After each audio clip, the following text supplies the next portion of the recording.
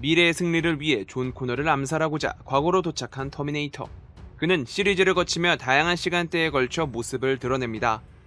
그런데 여기서 유독 특징적인 모습 하나를 찾을 수 있는데요. 바로 중요한 순간마다 선글라스를 끼고 있다는 것. 이번 영상에서는 이 선글라스에 숨겨진 의미에 대해 살펴봅니다.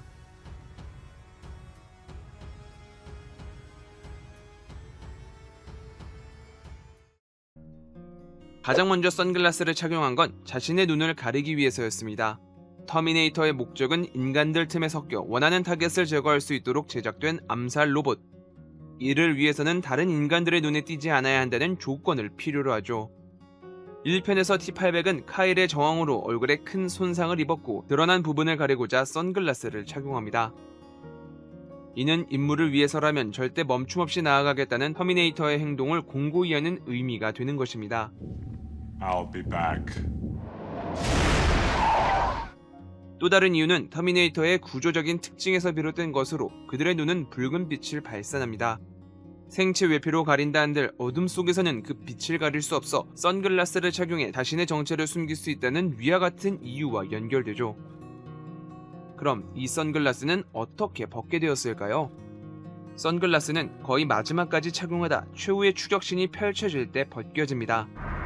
Get out. 타겟을 확정했고 자신의 정체가 드러나도 상관없는 순간 선글라스는 그 역할을 마치고 영화 속에서 사라집니다.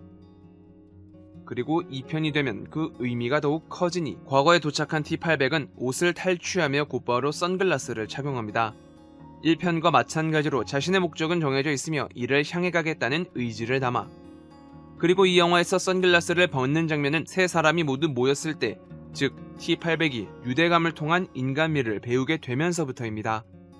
존을 통해 감정을 학습하고 그 감정을 통해 자신의 정체성을 완성해가는 과정을 그리며 그는 눈을 드러내게 됩니다. 눈은 감정을 교류하는 커다란 창입니다.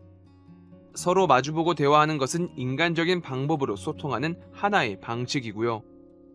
눈을 드러내는 것과 감추는 것, 이 차이는 이렇게 터미네이터의 미묘한 지점을 만들어줍니다.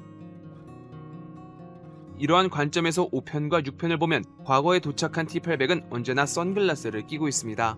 그러나 시간이 흘러 인간과 감정적 교류를 배우면서는 모두 선글라스를 끼고 있지 않죠. 그들에게 어떤 변화가 일어났는가를 이 한 소품으로 보여주고 있습니다. 비록 시리즈는 부정됐지만 3편에서도 선글라스를 착용하는데 꽤나 긴 러닝타임 동안 벗지 않는 걸 볼 수 있습니다. 벗게 되더라도 다시 착용하는 모습을 찾을 수 있고요. 이는 3편이 유달리 존과의 감정 교류를 거의 하지 않기 때문입니다. I killed you. 자신의 임무를 위해서만 움직였던 T-850. 서로 상충되는 명령으로 혼돈을 일으키는 순간에야 선글라스를 벗고 나타나니 별개의 모델로서 임무만을 완수하려는 그의 모습이 더욱 부각되도록 만들어줍니다. Desire is irrelevant. 그리고 역시나 가장 눈에 띄는 장면은 6편에서의 이 장면일 것입니다. 새롭게 일을 맡아 떠나려는 순간 선글라스를 집으려다가 다시 내려놓는 바로 이 장면. 6편의 T-800은 자신이 해야 할 일을 마치자 새로운 임무가 내려오지 않아 존재 자체에 대한 고민을 이어갔습니다. 이윽고 1년의 사건을 거치며 새로운 목적을 찾아내고 Caring for this family gave me purpose. 가족을 돌보며 자신의 임무가 사라에게 어떤 상처를 줬는지를 깨닫게 되죠. 물론 이것이 인간의 양심에 완벽히 비한다고 할 수는 없겠습니다. Grew a conscience? The equivalent to one, yes. 그러나 그에 상응하는 것으로 T-800, 아니 칼은 외력에 의한 임무가 아닌 스스로의 선택으로 해야 할 일을 결정합니다. I'm going to help you protect the girl. 이 과정에서 더 이상 선글라스는 필요하지 않습니다. 오로지 임무만을 위해서 움직였던 지난날과는 달라졌으니까요. 칼과 그의 아내 알리시아를 통해 어떤 삶을 살게 되었는지 또 어떤 감정을 공유했는지를 간접적으로 전해주니 이 한 장면을 통해 터미네이터의 변화가 더욱 극적으로 표현되는 것입니다. 물론 이제 터미네이터는 다시 돌아오지 않을 가능성이 높습니다. 언제나 알비백을 외치던 그가 이렇게 말했으니까요. I won't be back.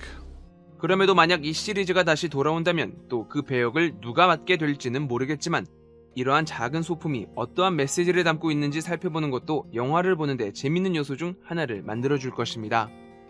그가 그랬듯. 재밌게 보셨나요? 좋아요와 구독 버튼 눌러주시면 영상을 만드는 데 큰 힘을 받을 수 있습니다. 그럼 저는 더욱 재밌는 영상으로 다시 찾아뵐게요. 감사합니다.